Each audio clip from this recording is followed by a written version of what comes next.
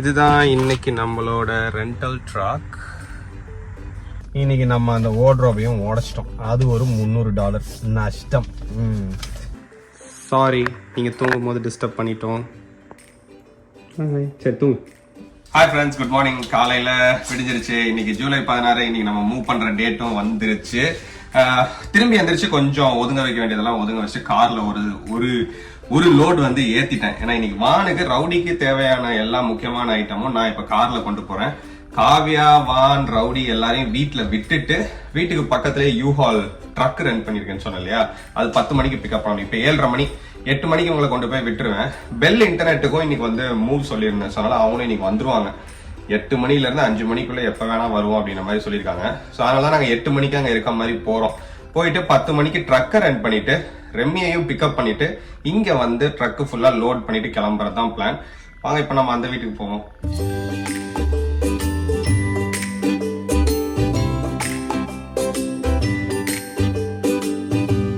இதுதான் இன்னைக்கு நம்மளோட ரெண்டல் ட்ராக். ஃபுல்லா மூவிங்க்கு யூஸ் பண்றதுனால இது அவ்வளோ கிளீனா எல்லாம் இருக்காது.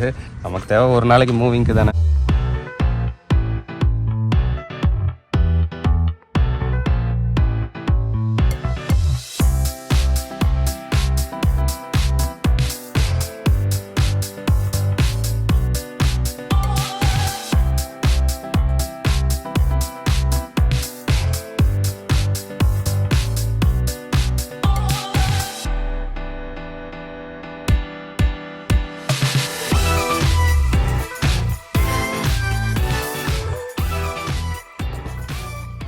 ட்ரக்ல ஃபுல்லா ஏத்திட்டோம். வீட்டுல இருந்து நானும் ரெம்மியுமே எல்லா ஸ்டஃப்பும் ஏத்திட்டோம். இதுல நடந்தது என்னன்னா, வார்ட்ரோப நாங்க உடைச்சிட்டோம்.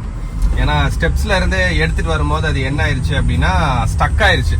மெஷர்மெண்ட்லாம் பண்ணி அதுல எடுத்துட்டு வர முடியுமா அப்படின்ற மாதிரி நினைச்சுதான் எடுத்துட்டு வந்தோம். வரும்போது அது ஸ்டெப்ஸ்ல ஸ்டக் ஆச்சு. ஸ்டக் ஆனோடனே சரி அப்படியே அதை அன்ஸ்க்ரூ பண்ணி ட்ரை பண்ணுவோம் அப்படின்னு சொல்லி அன்ஸ்க்ரூ பண்ணும்போது ஒரு ஸ்லாப் விழுந்தது. நம்ம ஐக்கியா பர்னிச்சர்ஸ் வந்து ஜென்ரலாவே குவாலிட்டி அந்த அளவுக்கு இருக்காது. அது டமால்னு ஒரு பீஸ் கட் ஆச்சு. அதுல அது பெருசா யூஸ் பண்ண முடியாது. அந்த மாதிரி ஆயிருச்சு அந்த வார்ட்ரோப்ஸ். அதனால அதை அங்கேயே வச்சுட்டு வீட்டுக்கு வந்தும் நாங்க ஸ்டஃப் எல்லாம் அன்லோட் பண்ணிட்டோம்.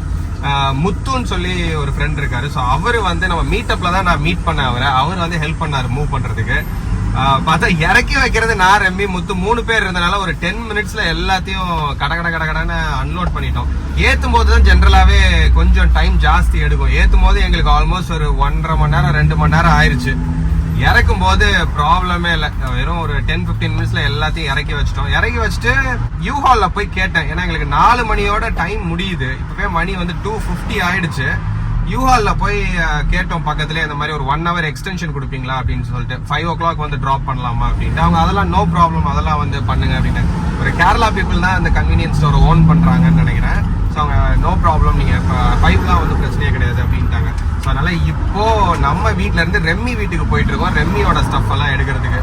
ரெம்மி ஸ்டஃப் எல்லாம் எடுத்து லோட் பண்ணிட்டு நம்ம வீட்டில் கொண்டு போய் அன்லோட் பண்ணிட்டு திரும்பி நம்ம யூஹால் ட்ரக்கை கொண்டு போய் விடுறதுதான் இன்னைக்கு பிளான். முடியும் போது நான் இதுக்கு எவ்வளோ ரேட் ஆச்சு அப்படின்றதையும் நான் உங்களுக்கு ஃபுல்லா எக்ஸ்பிளைன் பண்றேன்.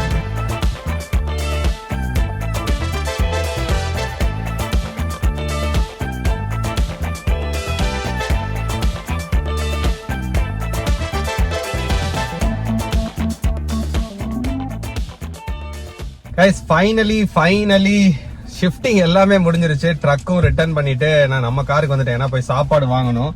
லாஸ்ட் மினிட்ல முத்து வந்து ஹெல்ப் பண்ணனால ரொம்ப ஃபாஸ்டா இதெல்லாமே நடந்துருச்சு. இல்லைன்னா பயங்கரமா நானும் ரெம்மியும் தடுமாறிட்டு இருந்திருப்போம் எல்லா திங்ஸையும் வச்சு. முத்து அதனால டக்குன்னு ஒரு ஆள் எக்ஸ்ட்ரா கூடின உடனே வந்து எக்ஸ்பொனென்ஷியலா ஒர்க் வந்து டக்குன்னு முடிய ஆரம்பிச்சிருச்சு. ஸோ டோட்டலா இன்னைக்கு எங்களோட ட்ரக்கு மூவிங் எக்ஸ்பென்சஸ் எவ்வளோன்னு பாத்தீங்கன்னா $143.22 வந்திருக்கு டோட்டல் பில். இதுல ரெண்டல் சார்ஜஸ்ன்னு காருக்கு வந்திருக்கிறது வந்து $19.95 தான். அது இல்லாம $15 வந்து நான் இன்சூரன்ஸ் போட்டேன். இன்கேஸ் ஏதாவது ஆச்சு அப்படின்னா, நம்ம கிரெடிட் கார்ட்ஸ்ல சில இன்சூரன்ஸ் இருக்கும். பட் இந்த இன்சூரன்ஸ் நம்ம எக்ஸ்ட்ரா வாங்கும் போது என்னன்னா, நீங்க அப்படியே காரை ஹேண்ட் ஓவர் பண்ணிட்டு வந்துடலாம். அப்படி இல்லைன்னா நம்ம கிளைம் ஃபார்ம்லாம் ஃபில் பண்ணி அது கிளைமுக்கு போய் வந்து இவங்களுக்கு செட்டில் ஆகி அது ஒரு கொஞ்சம் ஒரு ப்ராசஸ் அது.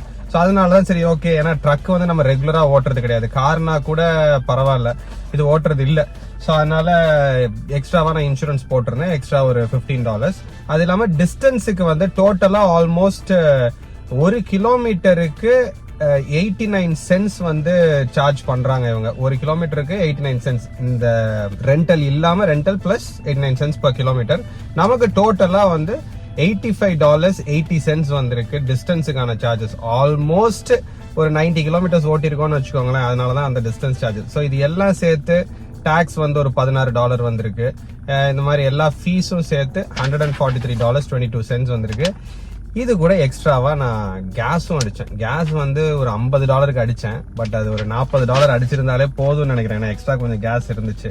ஸோ ஓவராலா கேஸோட சேர்த்து பார்க்கும்போது $183.22. இதுதான் நம்மளோட இன்னைக்கு மூவிங் காஸ்ட். பிளஸ் இன்னைக்கு நம்ம அந்த வார்ட்ரோபையும் உடைச்சிட்டோம். அது ஒரு $300 நஷ்டம். அதனால பாப்போம். ஆனா இங்க வந்து கொஞ்சம் நிறைய வார்ட்ரோப் எல்லாம் இருக்கு. அதுல கொஞ்சம் எல்லாம் ஃபில் பண்ணலாம்னு நினைக்கிறேன். ஃபில் பண்ணி பார்ப்போம். எக்ஸ்ட்ரா ஸ்பேஸ் தேவைப்பட்டுச்சுன்னா வாங்கிக்கலாம், ப்ராப்ளம் இல்லை. ஸோ அதுதான் இப்போ நான் போய் சாப்பாடு வாங்கிட்டு வீட்டுக்கு போறேன். மோஸ்ட் லைக்லி லேட்டர் ஃப்ரெண்ட்ஸ் வர்றதுக்கான சான்சஸ் இருக்கு. So let's continue.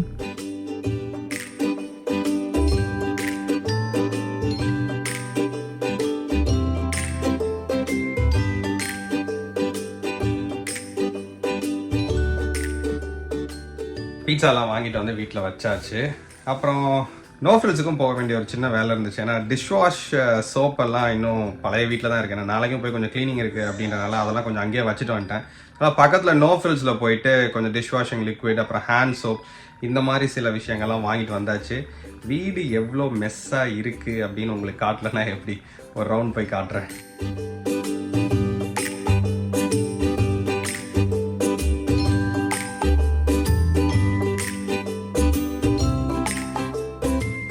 வான தூங்க வச்சுட்டு இருக்கா.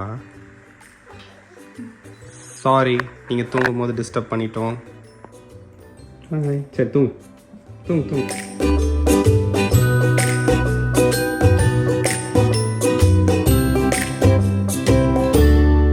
புது வீட்டில் ஃபர்ஸ்ட் டாஸ்கா பெட்டை ஃபிக்ஸ் பண்ண போறோம். முன்னாடி இன்ஸ்ட்ரக்ஷன் கைட்லாம் இருந்துச்சு, ரொம்ப ஈஸியா ஃபிக்ஸ் பண்ணிட்டேன். இப்போ ஓரளவுக்கு தெரியும் எது எங்க போகும் அப்படின்னு. பட் ப்ராப்ளம் என்ன, இந்த நட்டு ஸ்க்ரூலாம் இருக்குல்ல, அதெல்லாம் ஆல்மோஸ்ட் ஒரே மாதிரி இருக்கும். சில இடத்துல பெரிய ஸ்க்ரூ யூஸ் பண்ணணும், சில இடத்துல சின்ன ஸ்க்ரூ யூஸ் பண்ணணும். அதுதான் வந்து கொஞ்சம் ப்ராப்ளமா இருக்கும்னு நினைக்கிறேன். பட் லெட்ஸ் see, நான் ஸ்டார்ட் பண்ண போறேன் அதை ஃபிக்ஸ் பண்றதுக்கு.